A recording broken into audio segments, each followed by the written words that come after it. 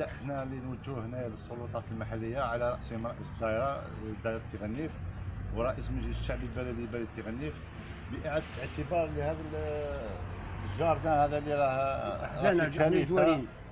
نحن سكان هذا الحي. هذا الجاردان المتنفس تاع الحي والمتنفس تاع تيغنيف راه فيه حاجه كارثه. اعاده اعتبار واعاده له ان شاء الله. بسم الله الرحمن الرحيم والصلاة والسلام على سيدنا محمد صلى الله عليه وسلم. والله الشيء اللي كتشوفوا لك صورة معبرة كما كتشوف سي احمد، كتشوف والله القلب ينظر شي كي كانت عليه وكي ولات تنظر.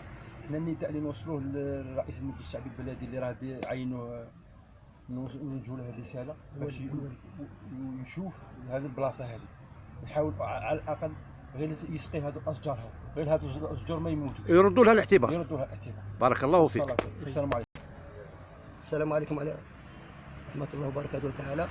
نشكر سي قصاص المنير تاع تيغنيف اللي راه ينقي في هذه الايام، وبغينا تزيدوا تعاونونا وتنقوا لنا البلاد زين كما كانت بكري.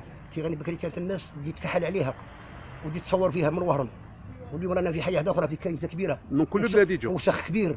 هذه هي تطلبوا هذا الاعتبار تيغنيف، خاصة هذه الأماكن الجميلة اللي كانت تعطي صورة جميلة لتيغنيف، صبحت عبارة عن مفرغة تاع نفايات فقط. اللي يجي يرمي اللي يجي يرمي. سيدي الوالي يعطي نظرة لتيغنيف شوية، تيغنيف شوية لهذا معسكر. صح. هذه هي.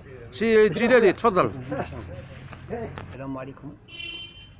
راني نطلب من البلدية الرئيس سي قصاص ونشكره مع راس خليل جديد، وان شاء الله يعاون هذه الجهه.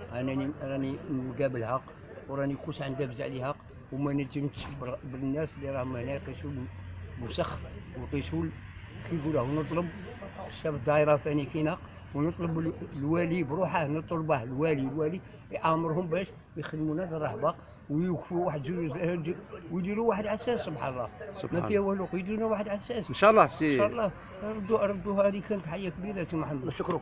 حيه كبيره ويرحم والديكم. ما تنسوش يحيى احمد سيسي وربي يخليه لنا. وربي يخليه لنا ان شاء الله، ولا يطول علامه. راه نشط تيغنيف. هاي